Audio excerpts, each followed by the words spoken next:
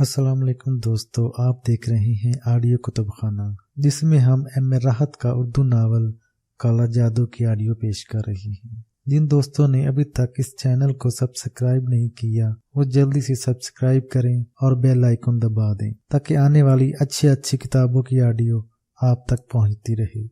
शुक्रिया। चलिए शुरू करते हैं। पुराना मंदिर था और अब खंडर बन चुका था। इसकी अकब में मरघट था, मगर मैं खुद भी जानता था कि यहाँ आना बेकार है।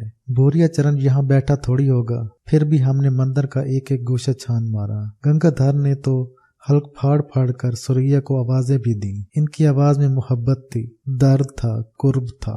भगवान नाश करे इसका कि जाने कहाँ ले गया। चलें, मेरी हल्क से बमुश्किल आवाज निकल सकी। तो और क्या, बस न जाने क्यों मन चाहा था कि तुम्हारे साथ इधर आने का। तांगे वाले को रोक के रखा था, वो इंतजार कर रहा था। हम इसमें बैठकर वापस चल पड़े। पता ही नहीं चल सका कौन थी, क्या विपता पड़ी थी बेचारी पर। तुमने बताया था इसका भाई मिला है तुम्हें? हाँ। कहाँ है वो? यही मेरे पास ठहरा हुआ है। कहाँ? कमालुद्दीन पहलवान के यहाँ।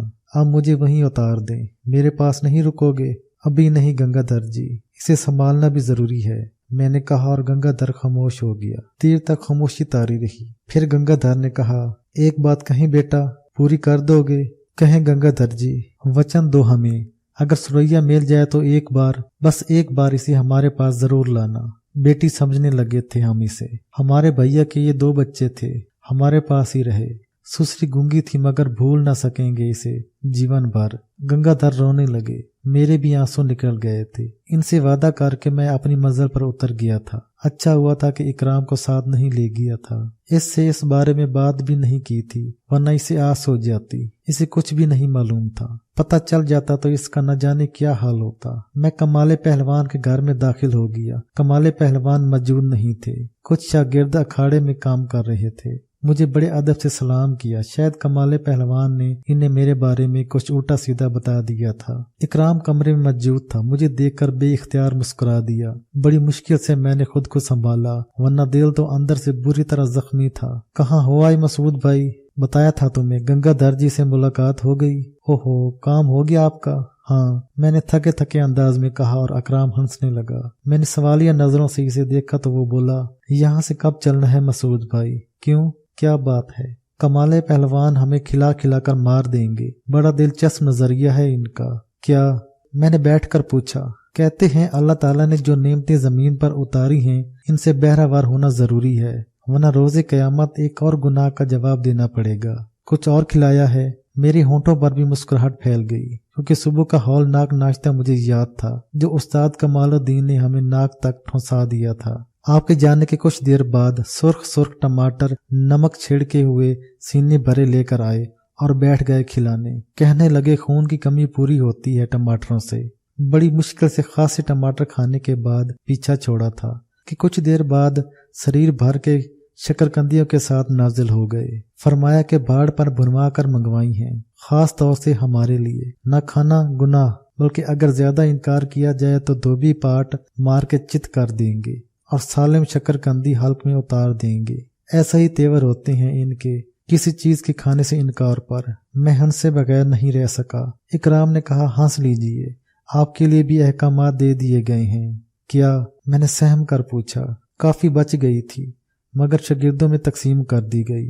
साथ ही एक शागिर्द को हुक्म दिया गया कि शबन भड़ भूंजे से कह दे कि शाम को कुछ और शकरकंदियां भून दे मियाँ साहब के लिए, ठंडी होकर खराब हो जाती हैं। वाकई खूब हैं हमारे पहलवान, माशाल्लाह। इनकी खुराक भी क़यामत है। हालांकि जसामत ऐसी नहीं, मगर खूब खाते हैं। थकन हो गई थी। अपनी बप्ता किसको नहीं सुना सका था। दिल पर भारी बोझ था। बोरिया चरण ने जवाबी कार्रवाई की थी। न जाने बेचारी सुरैया किस हाल में हो। वो जानता था कि इकराम मेरे पास है और यकीनन अपनी दास्तान भी सुनाएगा, और इसके बाद मैं खोरजे का रुख करूंगा। चुनाचा वो सुरैया को ले गया था। ज्यादा देर आराम नहीं कर सका था कि कमालुद्दीन पहलवान की ढारस सुनाई दी। अम्मा आ गए मियाँ साहब? अभी कुछ खिलाया पिलाया मियाँ साहब को, या सूखा ही डाल दिया है? ये अल्फाज इन्होंने अपने किसी शागिर्द से कहे थे। फिर अंदर आ गए थे। मुलाकात हो गई मियाँ साहब गंगाधर से? जी पहलवान साहब, एक खुशखबरी लाया हूँ आपके लिए। क्या पहलवान साहब? ये तमन्ना खान पहलवान मेरठ वाले को सुना है कभी? نہیں، جادو ہے آواز میں، پاگل کر دیتے ہیں سننے والے کو۔ کل شام کو آ رہے ہیں صوفی جبار کے ہاں، قوالیوں کی محفل جمے گی۔ صوفی جبار کے پوتے کا عقیقہ ہے، بتایا تھا میں نے آپ کے بارے میں۔ بے چین ہو گئے ملنے کے لیے، مگر انتظار میں لگے ہوئے ہیں۔ شام کو خود آئیں گے دعوت دینے۔ مجھے کچھ کہنے کا موقع دیے بغیر انہوں نے کلائی الٹی کر کے گھڑی میں وقت دیکھا اور بولے، ابے لو، کھانے کا ٹائم ہو گیا اور میں یہاں بیٹھا ہوں، کھانا لگواتا ہوں میاں صاحب، ہاتھ منہ دھو کر تیار ہو جاؤ۔ کھانے سے فراغت کے بعد اکرام نے پوچھا، خورجے میں کب تک قیام کریں گے مسعود بھائی؟ اب یہاں کوئی کام نہیں رہا ہمارا۔ کل عقیقے میں شرکت کریں گے؟ نہیں۔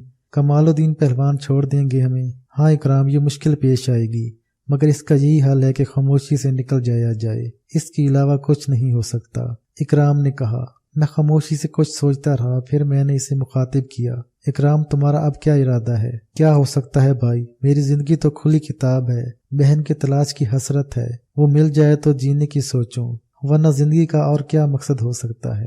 میں تمہارے لیے کیا کر سکتا ہوں اکرام؟ میں نے کہا اور وہ چونک کر مجھے دیکھنے لگا، پھر آنکھوں میں آنسو بھر کر بولا، مجھے خود سے جدا کرنا چاہتے ہیں مسعود بھائی؟ یہ تو کرنا پڑے گا اکرام، تم میرا ساتھ کہاں تک دو گے؟ میں نے کہا اور وہ جھلک پڑا، پھر ہچکیاں لیتے ہوئے بولا، میرا بھی تو دنیا میں کوئی نہیں ہے بھائی، کوئی منزل بھی نہیں ہے میری، کوئی نشان بھی نہیں ہے کہ بہن کو تلاش کروں، بھٹکنا ہی ہے مجھے، اپنے ساتھ رہنے دیں مجھے بھائی، جہاں بھی جائیں آپ کے ساتھ چلوں گا، کبھی آپ کے کسی کام میں دخل نہیں دوں گا، آپ کا ہر حکم چھوٹے بھائی کی طرح بجا لاؤں گا، آپ پر کبھی بوجھ نہیں بنوں گا، میں اکیلا کیسے جی سکتا ہوں بھائی؟ وہ زاروں قطار رونے لگا اور میرا دل بھی بھر آیا۔ میں نے اسے سینے سے لگا کر کہا، تجھے میرا غم نہیں معلوم اکرام، تجھے میرے بارے میں کچھ نہیں معلوم میرے بھائی، میں بھی سینے میں طوفان چھپائے پھر رہا ہوں، میرا بھی بہت کچھ کھو گیا ہے، اتنا کچھ کھو گیا ہے کہ تو تصور بھی نہیں کر سکتا، میرے سینے میں بھی زخم ہی زخم ہے،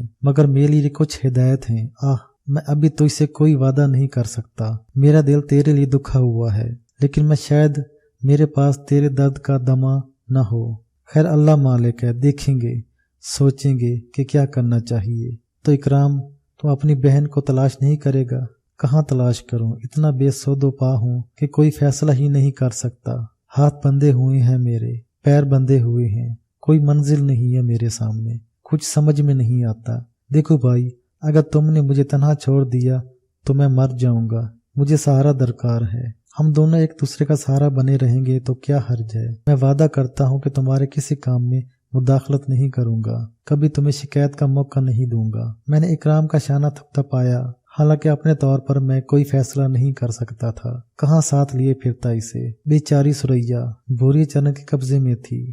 ہاں، بھوری چرن کا جب بھی سامنا ہوا میں اس مظلوم لڑکی کو اس کے چنگل سے آزاد کرانے کی کوشش کروں گا، لیکن اس کے بعد کیا ہوگا؟ اس دوران اکرام نہ جانے کہاں سے کہاں نکل جائے، جی سکے یا نہ جی سکے۔ بیچارے کمالے پہلوان اپنی عادت سے مجبور تھے، نچلا بیٹھنا ہی نہیں آتا تھا، خاطر مدرات کے چکر میں دیوانے ہو گئے تھے، کچھ سوچنے سمجھنے نہ دیا اور ایک بار پھر نازل ہوئے۔ اس بار ایک بڑی سی سینی میں گنڈیریاں اور سنگھاڑے رکھے ہوئے تھے، لا کر ہمارے سامنے رکھ دیے۔ کالی تال کے سنگھاڑے ہیں، کیوڑے کے رس گلے، کھا کر دیکھو، کمرے بھر میں خوشبو نہ پھیل جائے تو ہمارا نام کمالے پہلوان نہیں ہے۔ اور یہ گنے لالا بنواری لال کے کھیت کے ہیں، جن کی ہم نے گنڈیریاں کتروائی ہیں آپ کے لیے میاں صاحب۔ چلو شروع ہو جاؤ، دیر نہ کرو۔ کمالے پہلوان ابھی تو کھانا کھایا ہے، اما کھانے کے بعد کی ہی تو چیز ہے، چلو چلو تکلف نہ کرو، کچھ بھی ہے، جوان تو ہو، یہی کھانے پینے کی عمر ہوتی ہے، اس عمر میں نہ کھایا تو پھر کیا بڑھاپے میں کھاؤ گے، جب منہ میں دانت ہوں گے نہ پیٹ میں آنت۔ چلو بھائی شروع ہو جاؤ۔ تم کیسے ہو؟ شکل دیکھنے لگتے ہو کھانے پینے کی چیز دیکھ کر، جب ہم جوان تھے تو نہ، بس یوں سمجھ لو، سمجھ میں نہیں آتا تھا کہ کھا کیسے جائیں۔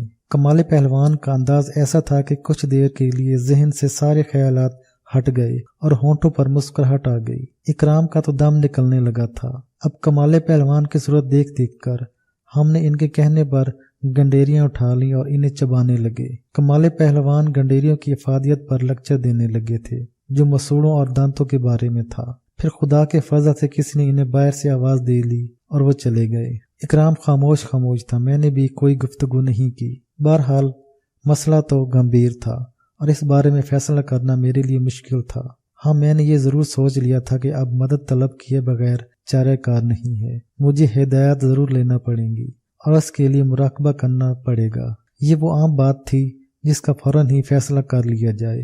چنانچہ گنڈیریاں اور سنگاڑے مصیبت بنے رہے اور اس کے بعد کمالے پہلوان ایک بار پھر آ گئے۔ اما ایک خوشخبری سنائیں آپ کو میاں صاحب، گنے کا رس نکلوایا ہے، رساول پکا رہی ہے گھر والی، رات کے کھانے میں مزہ آئے گا۔ میں نے کہہ دیا کہ ساتھ میں گوبھی گوشت پکا لے، کیسا رہے گا؟ بہت اچھا، میں نے آہستہ سے کہا۔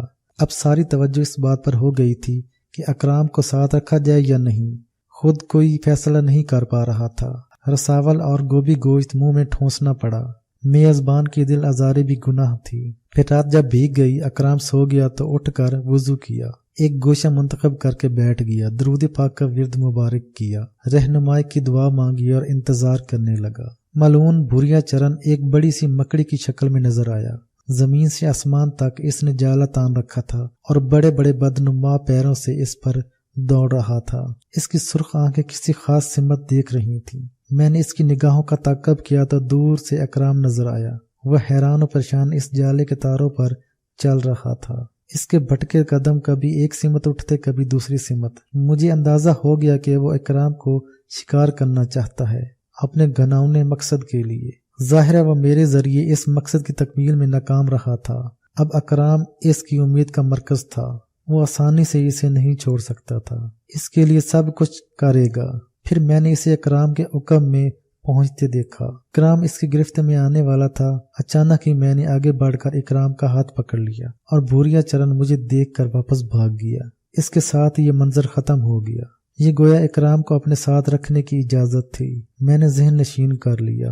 اس کے بعد ذہن میں ریل چلنے لگی۔ میں خود کو ریل میں سفر کرتا محسوس کر رہا تھا۔ باہر مناظر دوڑ رہے تھے، اسٹیشن آ رہے تھے اور ٹرین ان سے گزر رہی تھی۔ پھر ٹرین کی رفتار سست ہونے لگی اور پھر وہ رک گئی۔ بدن کو جھٹکا لگا، چونک کر آنکھیں پھاڑ دیں۔ رات کا آخری پہر گزر رہا تھا، رہنمائی ہو گئی تھی، سفر کرنا تھا، یہی حکم تھا۔ لیکن کمالے پہلوان آسانی سے پیچھا چھوڑنے والے نہیں تھے۔ خاموشی سے نکل جانے کے علاوہ کوئی چارہ کار نہیں تھا۔ اکرام کو جگایا، وہ مزاج شناس ہو گیا تھا، سمجھ گیا اور خاموشی سے میرے ساتھ چل پڑا۔ ہم سیدھے اسٹیشن پہنچے، ٹکٹ خریدی اور ریل میں بیٹھ گئے۔ سفر شروع ہو گیا۔ دماغ میں رات کے واقعات کا تصور تھا۔ شام ہوئی، کوئی اسٹیشن آیا تھا، وہیں اترنے کو جی چاہا، اتر گئے۔ چھوٹی سی آبادی تھی، بستی کی دکانیں بند ہو رہی تھیں۔ قیام کے لیے مسجد سے بہتر اور کوئی جگہ نہیں تھی۔ مسجد بستی سے باہر تھی۔ جگہ پوچھتے پوچھتے پہنچ گئے۔ مسجد کے ایک کونے میں قیام کیا۔ بستی کے مسلمان کھانا لے آئے، ضرورت کے مطابق لے لیا، اللہ کا شکر ادا کر کے کھایا اور پھر وہیں آرام کے لیے جگہ تلاش کر لی۔ اکرام بھی کچھ تھکا سا تھا، اس لیے سونے کی اجازت طلب کی اور سونے لیٹ گیا۔ میرے ذہن میں بھی سناٹے اتر رہے تھے۔ اسی رات کے کوئی 2 بجے تھے۔ ایک عجیب سی تھکن سوار تھی، گہری نیند سو گیا تھا۔ اچانک کسی نے پاؤں پکڑ کر زور سے ہلایا اور میں چونک کر جاگ گیا۔